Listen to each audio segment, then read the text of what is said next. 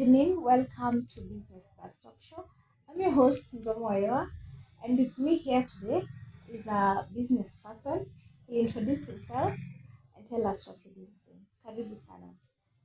Okay, a brief introduction. I'm Vincent Akala, and as she have said, I'm a business person. And the current business that I'm running, I'm currently a restaurant owner. Yeah. And where's your restaurant located at? Okay. The location of my restaurant is at Juza, and yeah, I'll say up to there.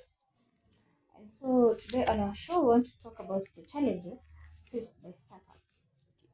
And obviously, as a startup, when you started your hotel or your restaurant, you had a lot of challenges.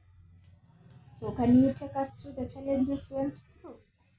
Okay, to my perspective, the main challenges that I underwent, one was capital, the starting capital, and the starting capital will not only or did not only affect me, but it will affect any startup out there. Because I'm a young person, and let's say I have a vision and not a car, like a good, like something itani benefit pale in the future, but sina hiyo pesa ya kwanza. So what will I do? And the only way I think you can cap that is, let's say you find investors na yeah, such stuffs. And aside from that, pia ready market. You'll have this good plan, but where's the market? For me, I've told you I'm a restaurant owner, and I saw like an opportunity pale Juja where there are students, and these students, obvious, they'll need a place to eat. Pelekana dates, like they say. That's why nilienda Juja. So market, ready market, yeah. Other than finances and ready market, what other challenges did you face then when you were starting your business? Okay, another challenge that I really faced, and it's mainly Numiza, was competition. Because at then, when I was starting the market, the school already, or the students were already in existence, and obviously had a place like to eat and do the stuff that I was saying. So I had already found some people there. So taking the market from them was something that really disturbed me. Aside from competition, there is also like finding labor, because I'm the one like with the idea, but who are the people going to help me with this business? Yeah. So I'd say those are the main challenges that affected me. So, yeah. So, now how did you curb those challenges? Okay, the first challenge that I said was capital, and the only way I couldn't manage myself, so I had to find investors, and they okay, like the investors helped me with the capital. That's how I started the business, and aside from that, there like the place that I came to open this business, we had a lot of students, and these students are the ones that maybe are looking for jobs, and like they're there to find jobs to help them in their one twos. So I gave them the job opportunities, hence that was labor. And aside from that, competition, we just had to become the best, like providing quality meals and foods, and yeah, the stuff's found in a restaurant. Yeah, those are the ways I curbed the issues that affected me then. Mhm. And so far, how's your business doing? So far, I'd say my business is good. Mhm. I can't complain. So, right now, okay, in estimates, how big is the population that you deal with at your hotel, at your restaurant? Sorry. Okay, my restaurant deals with around 400 people per day, Mhm. and that's like, let's say, for breakfast around 150. But most students are free at the evening, so that's why I get much population. So, right, okay, when you started, obviously you didn't plan to have a very big population Yeah, or true, a true. big clientele. So, what have you done to manage the rapid growth? Okay, pardon the question. What have you done as a business owner to curb or to be able to deal with the growth of the population that you deal with? Because obviously, when you are beginning your business, you are not planning for, yes, people plan to succeed, but you didn't plan for a very big customer base.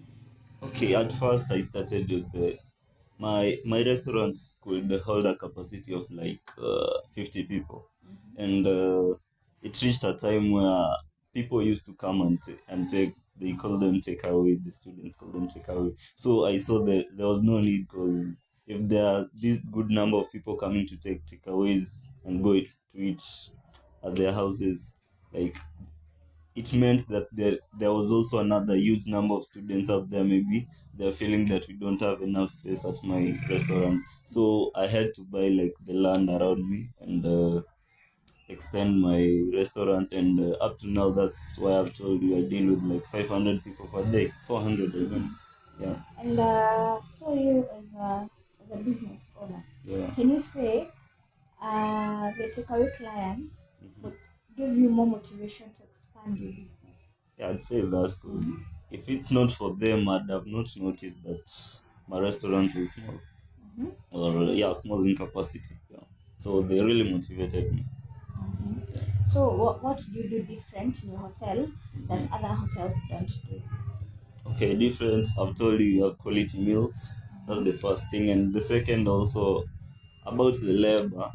This the labor's like you're supposed like to motivate them, because motivating these labors is equals to, should I call it, success or improvement here and there. Because you can imagine of maybe a worker coming to work for maybe in the morning, and maybe he has his moods, or he or she had a bad morning, but you don't give him or her the motivation to work at your restaurant.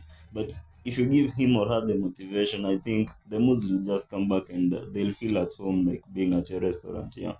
So that's different from, I think it's different from the other restaurants. Since okay, your business is located in Georgia, is that near JKUAT University? Yeah, true. So what happens when schools close? Because obviously students have to go home, and since you run a hotel, that means your market declines during that time. So it's an off-peak season for you. So how do you cut that? Do you decrease the quantity of food that you prepare, or do you just close and open when students come back from holidays? Yeah, so it's true. Like I deal majorly with students. So whenever they close or go home, it means that the population around Juza reduces. So I reduce the quantity of the foods being prepared, since there are some people who have permanent home at Juza and still come to my restaurant. Yeah. Mhm. And at that time, do you still run for since breakfast, lunch, and supper? Yeah. Mhm. Yeah, there's some people, like let's say those that are that have their permanent home at Juza. They come in the morning for breakfast before going to jobs. Some come from job, maybe they're tired in the evening taking supper. They take takeaways, they have told you. Yeah. So it's just open, let me say, not 24 hours, but it usually closes at around 10 p.m. And how did you market your hotel? On markets. Mhm. On my Okay, my hotel, the main thing that you do, the students are mostly based on okay, I'd say that students, not in a bad way, but you mostly find them on social media. So this is the only way that I could say, oh, this was the only way that I could market my business, and that was through social media. So I had to find like these famous people at school and ask them to market for us, and maybe share the locations of their WhatsApp groups, classes, and with time I just saw like my market growing, and that's how my business came up better. For how long has your business been running? Okay, my business, it started like at the corona period, where the people, like most people, couldn't access like the ingredients of foods, and yeah, so some foods such as pilau, like it needs a lot of ingredients. So like I used to do deliveries, and that was the time I started my business, and this is like, let's say, 3 years. Yeah. Right now, your business has run for 3 years. What challenges are you facing now as a developed business owner? Okay, the first challenge that I'd say is maybe debt, where we have like the students, like they'll come and tell you nisaidie nitakurudishia kesho, like nitakulipa kesho. That's a debt, and when the student is gone, where will you find that student? And the second thing that I say is fraud. Like, back to the student, like someone will come with a fake M-Pesa message and tell you, especially the students that pay with M-Pesa, Lipa na M-Pesa, coming with a fake message and telling me that I've paid. You see, that's a loss to me, not to the students. So these are the major issues that I'm really facing. That was our guest, Vincent Akala, and he's a business owner in Juja. And he has explained to us the challenges he faced when he began his business and how he was able to overcome this challenge. If you're out there and you're willing or you're thinking to start a business, be it a restaurant, a boutique shop, a wholesale shop, remember it's not easy, but always keep in mind giving up is never an option.